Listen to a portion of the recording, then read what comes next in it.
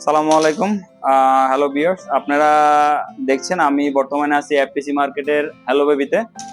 এখানকার স্বত্বাধিকার পাটোয়ারি সাহেব ইকবাল ভাই, ওনার সাথে একটু কথা বলবো ব্যবসায়ী পরিস্থিতি নিয়ে। চলুন কথা বলা যায়। সালামু আলাইকুম ইকবাল ভাই, ভালো আছেন? আচ্ছা, তো কি অবস্থা আপনাদের? একটা রমজান মাস কাটলেন, তারপরে এর আগেও 2 বছর ব্যবসা করলেন, তো আপনাদের ব্যবসায়িক পরিস্থিতি কি একটু যদি বলতেন। স্পষ্ট করে বলি। আচ্ছা, হ্যাঁ বলেন।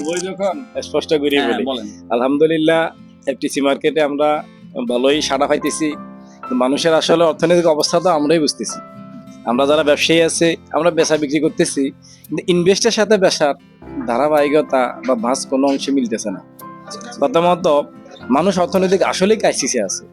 বেচা কিনা থেকে এটা আমাদের কাছে অন্তত পক্ষে স্পষ্ট।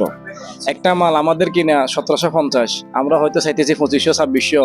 পাবলিকলি কাস্টমার আসে মূল্য দিচ্ছে, ওটা 1000 টাকা দিবেন, উঠতে উঠতে 50 টাকা, 100 টাকা, উঠতে উঠতে 1200 টাকা উঠে। আমরা ওদের ক্রাইসিস অবস্থা এর থেকে বুঝতে পারি। এদের অর্থনৈতিক কি অবস্থা পাবলিকে যাইতেছে আমরা বুঝতে পারি। একদিকে দেখেন আমাদের কর্তা ব্যক্তিরা গরুর মাংসের দাম নিয়ে কি লাফালাফি করতেছে। কি হইতেছে, 900 টাকার গরুর মাংস 750 টাকা বা 700 টাকা কিভাবে বিক্রি করা যায়, এই প্রচেষ্টা আছে। আচ্ছা, একটা প্রশ্ন করি, গরুর মাংস কি পয়সাওয়ালার খাওয়া না গরিবের খাওয়া?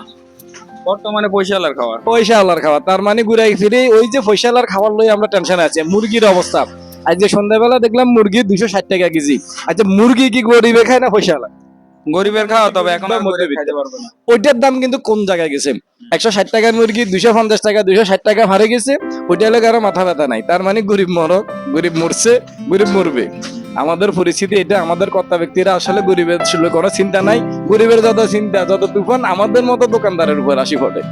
তা আমরা আশা করব সারা বাংলাদেশ সহ দাগনিয়া মুরগির দাম সহ নিত্য পণ্যের যে পরিস্থিতি, এই বিষয়ে মধ্যবিত্তদের নিয়ে আমরা যেন নতুন করে চিন্তা করি।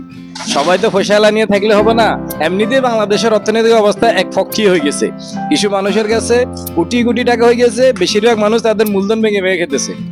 এই পরিস্থিতিতে আসলে বেশি দিন চলা যায় না। আপনার এমনি ব্যবসায়িক পরিস্থিতি, এই যে ব্যবসায় পরিস্থিতি, বেচা বিক্রি হইতেছে আলহামদুলিল্লাহ, কিন্তু ইনভেস্টের সাথে বেচা বিক্রির কোনো ধারাবাহিকতা নাই।